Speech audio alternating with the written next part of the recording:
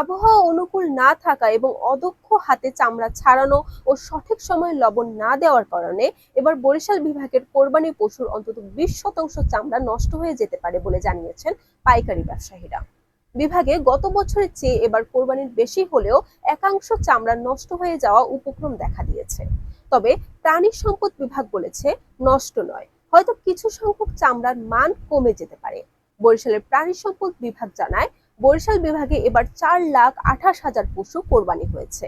এর মধ্যে 2,08,000 গরু, 1,27,000 ছাগল, 20,000 ভেড়া, 1,000 মহিষ ও 7,000 অন্যান্য। বরিশালের চামড়া ব্যবসায়ীরা বলেন, এবার অন্তত 20% চামড়া নষ্ট হয়ে যেতে পারে, কেননা এবার অত্যন্ত গরম পড়েছে এবং দূর দূরান্তের চামড়া এসে পৌঁছতে দেরি হচ্ছে। একসঙ্গে চামড়া না আসার কারণে চামড়া থেকে মাংস আলাদা করা সহ পরিষ্কার পরিচ্ছন্নতা কার্যক্রমেও তেমন গতি নেই। এর ফলে চামড়া নষ্ট হয়ে যাওয়ার ঝুঁকি বেড়ে গেছে।